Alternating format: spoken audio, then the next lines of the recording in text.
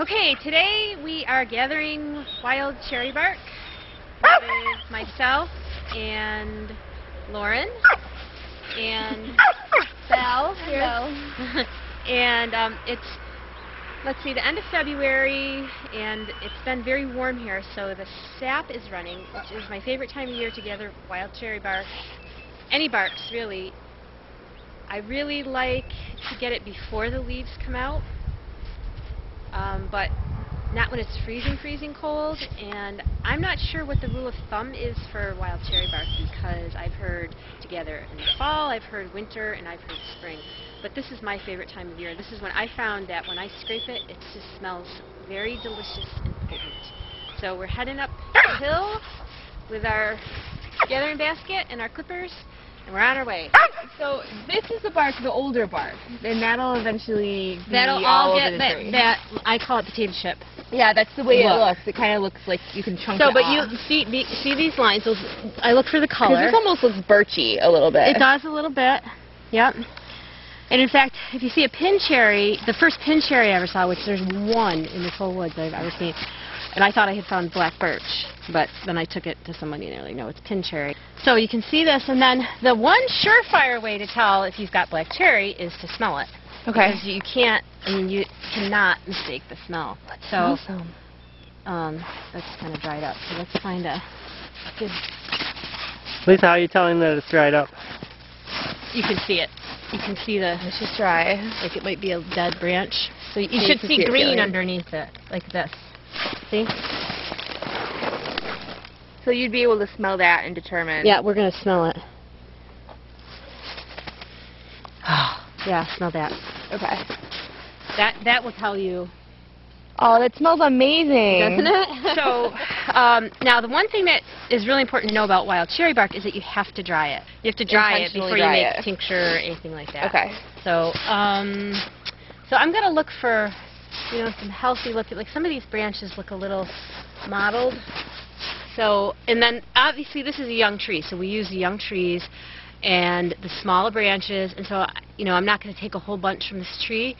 This tree has gotten really big. This was the first wild cherry tree I ever gathered from, and it was in February, and I wasn't even planning on gathering wild cherry. I came by this tree, and it, called to me. I was like, oh, there's a little wild cherry, and I scraped a little bit of bark just to make sure, and it smelled so delicious that I was like, I just got to gather this right now, and so I did. How big was the tree when you began to gather from it? Oh, about half this size. Wow, and how long ago do you think that was?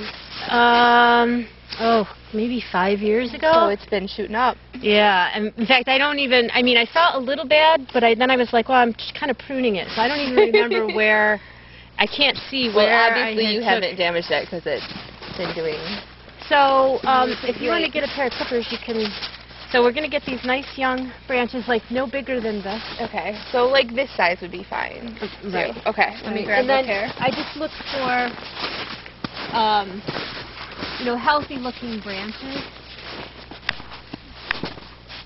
This is where a nice tall man like Pete. Let me introduce Pete. The cameraman and aspiring herbalist, Pete Bianco. And he's going to gather some of the higher branches for us.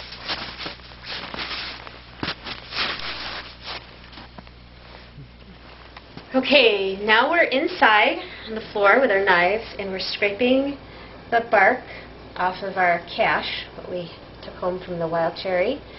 And the way we scrape is obviously away from ourselves and with a nice sharp knife. And we want to get the inner bark. So you can see there's the outer bark, and then there's a layer of green, and we want to get under that layer, like so. The wild cherry bark is used for cough. That's probably its biggest claim to fame, and it's in the rose family. So anything in the rose family is cooling and sedating. So one of the things that it does is it cools and relaxes irritated tissue, in the throat and the lungs, making it so that we can expectorate more effectively. So it's basically an expectorant. I'll make a wild cherry bark tincture, and then I'll have dried wild cherry bark to put into teas. And I'll probably also make a syrup. So I have a question. Yep. You said that it's primarily used as an expectorant. Would that mean that you would use it more for wet coughs rather than drier coughs? Actually, the energetics of it, it's bitter, but it's actually considered to be damp and dry and cold and warm. hot. Yes. So it's really kind of an all-around for So you could coughs. use it for any. So I would make, like the way you do that, try to make longer so that the bark's more intact. Okay. So just a great cough expectorant. And when you make, so one year we made wild cherry cordial from the berries. I remember that year. So, and it's I thought it was just delicious, but somebody said that I shared it with said, "Oh, this tastes just like cough syrup." And That was me. was it you? Yeah. Oh, okay. So Lauren thinks that the wild cherry cordial tastes like cough syrup, and now I do too, because but it is delicious. So this definitely has that old-fashioned cough syrup kind of smell. I'm trying to think of the brands. Do you think that that's why cough syrup is always flavored like cherry now? Yeah, I think so. That is really cool trivia. Yeah, it's like archetypal. It's Yes. like cherry bark is the thing. The smell of cherry is associated with cough syrup. And probably because at one point it was actually made with real wild wild. cherry bark, and then once they stopped, they figured that they would keep the flavoring. Right. I think that happens with a lot of stuff. Like, It happens, I think, with ginger ale, because ginger ale was always Yeah. supposed to be great for your stomach. Yeah. So I think like Well, ginger is great for your exactly. stomach. So but- like, and the carbonation. Right. So even though there's no ginger in ginger ale anymore, they still tell you drink ginger ale when you're sick, Even though there's no real ginger in it. But it's that. But same it works associate- it because does. of the placebo effect. It totally does, and I still drink ginger ale when I'm sick. Yeah, me too. So, okay, so we're just going to scrape this, and Lauren was going to tell us about the smell. She noticed some really amazing... Well, I noticed that smelling it from far away, it actually has like almost like a barbecue scent to it. It's a little like burnt barbecue. And then when I smelled it up close, it smells like almond paste, like marzipan.